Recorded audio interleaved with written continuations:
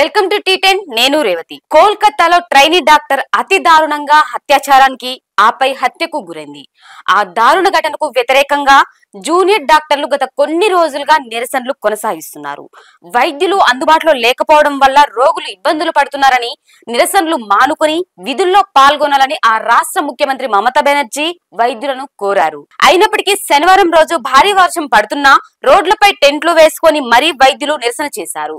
ఈ నేపథ్యంలో ఆ రాష్ట్ర సీఎం మమతా బెనర్జీ శనివారం శాస్త్ర భవన్ వెలుపల వైద్యులు ఆందోళన చేస్తున్న ప్రదేశాన్ని ఆకస్మికంగా సందర్శించారు. అక్కడికి వెళ్లిన మమతా బెనర్జీ వైద్యులతో మాట్లాడారు. మీరు చేస్తున్న ఆందోళన వల్ల నేను నిద్రలేని రాత్రుల్ని గడిపాను. ఇప్పుడు కూడా మీరు వర్షాన్ని కూడా లెక్క చేయకుండా నిరసన చేస్తున్నారు. నేను మీ డిమాండ్లను అధ్యయనం చేస్తున్నాను. ఎవరైనా దోషులుగా తేలితే వారిపై చర్యలు తీసుకుంటామని మీకు హామీ ఇస్తున్నాను. నేను ఇక్కడికి ముఖ్యమంత్రిగా రాలేదు, మీ దీదీగా వచ్చాను. మీరెందుకు నిరసన చేస్తున్నారో నేను అర్థం చేసుకోగలను.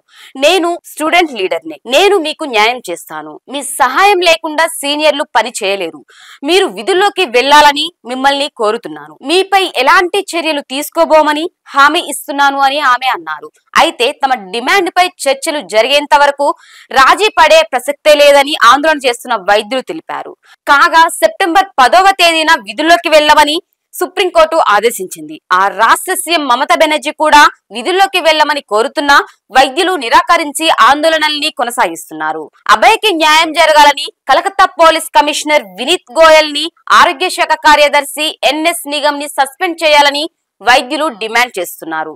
ఇది ఇవాల్టి న్యూస్. చూస్తూనే ఉండండి టీ10.